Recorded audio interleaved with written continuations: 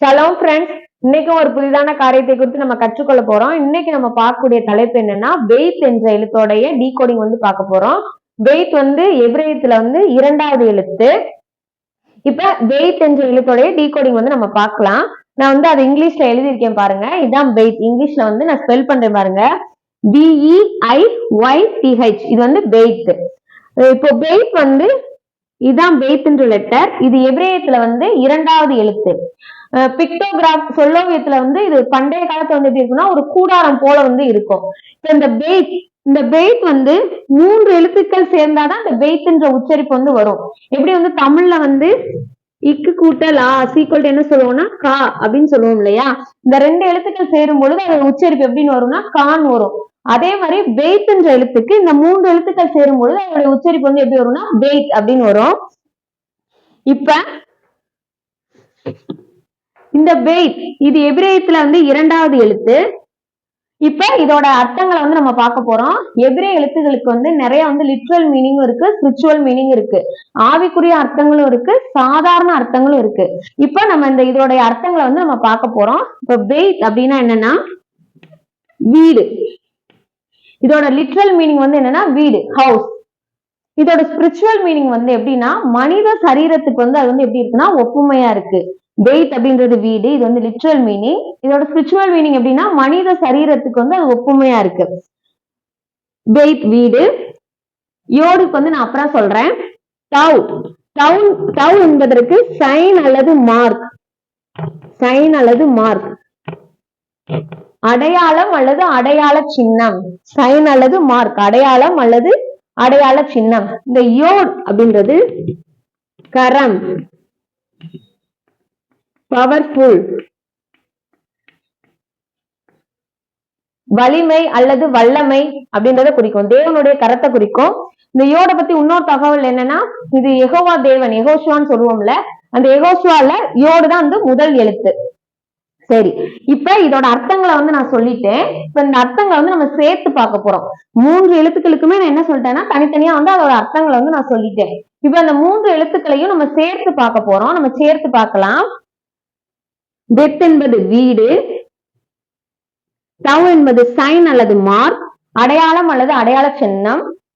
வீடு என்பது ஒரு அடையாளம், யோட் கரம், பவர்ஃபுல் வலிமை அல்லது வல்லமை. வீடு என்பது ஒரு அடையாளம். அது எதோட வசிப்பிடம் அப்படின்னா வல்லமையுள்ள தேவனின் வசிப்பிடம். அதான் house is the sign and the dwelling place of powerful one. அது யார் அப்படின்னா காட். யார் காட் அப்படின்னா பரிசுத்த ஆவியானவர் தான் நமக்குள்ள வாசமா இருக்கிறார். கரெக்ட் தானே? House is the sign and the dwelling place of powerful one. அது என்னதுன்னா காட். அதான் சொன்னேன், வீடு என்பது அடையாள சின்னம், அது வல்லமையுள்ள தேவனின் என்னது வசிப்பிடம். இததான் உபாகமம் 7:21 அந்த வசனம் சொல்லுது பாருங்க. உபாகமம் 7:21, அவர்களை பார்த்து பயப்பட வேண்டாம், உங்கள் தேவனாகிய கர்த்தர் உங்களுக்குள்ளே இருக்கிறார், அவர் வல்லமையும் பயங்கரமுமான தேவன். அவர் வல்லமையும் பயங்கரமான தேவன். அவர் யாருக்குள்ள இருக்கிறாரா? உங்களுக்குள்ள இருக்கிறார் அப்படின்னு சொல்லப்பட்டிருக்கு. ஒரு எபிரேய எழுத்துன்றது எழுத்தாவும் செயல்படும், வார்த்தையாவும் செயல்படும், அதே சமயத்துல எண்ணாவும் செயல்படும். ஒரு எபிரேய எழுத்து என்பது எழுத்தா செயல்படும், வார்த்தையா செயல்படும், எண்ணா செயல்படும். அது எப்படின்றத நான் சொல்றேன் பாருங்க. பெத் அப்படின்றது ஒரு எபிரேய எழுத்து. பெத் அப்படின்றது ஒரு எபிரேய எழுத்து. எபிரேய எழுத்து எழுத்தாவும் செயல்படும். அடுத்து என்னது? வார்த்தை. இந்த மூன்று எழுத்துக்கள் சேர்ந்து எந்த உச்சரிப்பாகுதுன்னா பெய்த். அப்ப இந்த மூன்று எழுத்துக்கள் சேர்ந்தது என்னது? வார்த்தை. எண் அப்படின்னா ஒவ்வொரு எபிரேய எழுத்துக்கும் ஒவ்வொரு எண் மதிப்பு இருக்கு. இப்ப பெய்த் அப்படின்றதுக்கு எண் மதிப்பு 2, யோடுக்கு 10, டவுக்கு என்னது 400, பெய்த்துக்கு 2, யோடுக்கு 10, டவுக்கு என்னது 400. அப்ப இதோட டோட்டல் வேல்யூ என்னன்னா 412. நான் என்ன சொன்னேன்? வல்லமையுள்ள தேவன், அதாவது house is the sign and the dwelling place of powerful one என்னது காட். யார் வசிக்கிறார் நமக்குள்ள அப்படின்னா பரிசுத்த ஆவி. நம்ம சரீரமாகிய பெத்துக்குள்ள யார் வசிக்கிறார்னா ஆவி ஆவியானவர் என்ன பண்றாரு? வசிக்கிறார். அதைத்தான் நான் உங்கள்கிட்ட சொன்னேன். இப்ப இத நம்ம வீடுன்றத நம்ம பார்த்துட்டோம். ஆவின்றதற்கு எபிரேயத்துல என்னன்னா ருவாக். ஆவின்றதற்கு எபிரேயத்துல என்னதுன்னா ருவாக். இந்த ருவாக் நான் எழுதுறேன் பாருங்க.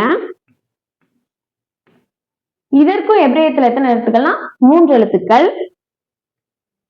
ரேஷ் வாவ் கெத். ரேஷ் வாவ் கெத். இப்ப இதோட எண் மதிப்பை பார்க்கலாம். ரேஷுக்கு 200, வாவுக்கு 6, கெத்துக்கு 8.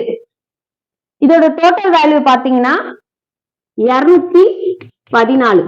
இதுல பாருங்களேன், வீடோட வேல்யூ 412, ஆவி அப்படின்றதுக்கு 214. இந்த 412 அப்படியே ஆவின்றதுல வரும்போது எப்படி ஆகுதுன்னா ரிவர்ஸ் ஆகுது பாருங்க. 214 என்ன பண்ணுது, மாறுது. அதான் நம்முடைய சரீரமாகிய பெத்துக்குள்ள யார் வசிக்கிறா அப்படின்னா தேவனுடைய ஆவியானவர் என்ன பண்றாரு, வசிக்கிறாரு. சரி, இதற்கு ஆதாரமா நம்ம 2 வசனங்களை நம்ம பார்ப்போம். அதுல இன்னும் நமக்கு தெளிவா புரியும். எடுத்து வாசிப்போம். 1 கொரிந்தியர் 6:19. நான் எடுத்து வாசிக்கிறேன் பாருங்க. 1 கொரிந்தியர் 6:19.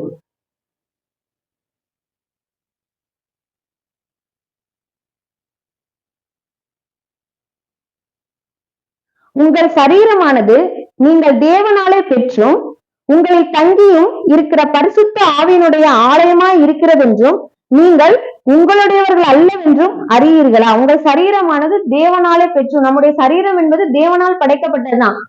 தேவன் தான் நம்மளை சிருஷ்டித்தாரு. உங்களில் தங்கியும் இருக்கிற பரிசுத்த ஆவியினுடைய ஆலயமா இருக்கிறது. நமக்குள்ள யார் வசிக்கிறா அப்படின்னா பரிசுத்த ஆவி. அதான் சொன்னேன், house is the sign and the dwelling place of powerful one God. அவர் யாருன்னா பரிசுத்த ஆவிதான். அதான் சொன்னேன், நம்மளுடைய பெத்து, சரீரமாகிய பெத்துக்குள்ள யாரு வசிக்கிறா அப்படின்னா ஆவியானவர் வசிக்கிறாரு. மற்றொரு வசனத்தை நம்ம பார்க்கலாம். 1 கொரிந்தியர் 3:16. 1 கொரிந்தியர் 3:16 வாசிப்போம். நீங்கள் தேவனுடைய ஆலயமாய் இருக்கிறீர்கள் என்றும் தேவனுடைய ஆவி உங்களில் வாசமாய் இருக்கிறாரா என்றும் அறியாது இருக்கிறீர்களா?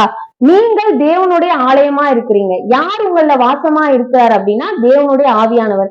இப்ப இந்த 2 வசனங்களை பார்க்கும் பொழுது நமக்கு ரெண்டுமே என்ன பண்ணுது, தெளிவா நமக்கு புரியுது. அப்ப நம்மளுடைய சரீரமாகிய பெத்துக்குள்ள யார் வசிக்கிறா அப்படின்னா தேவனுடைய ஆவியானவர் வசிக்கிறாரு.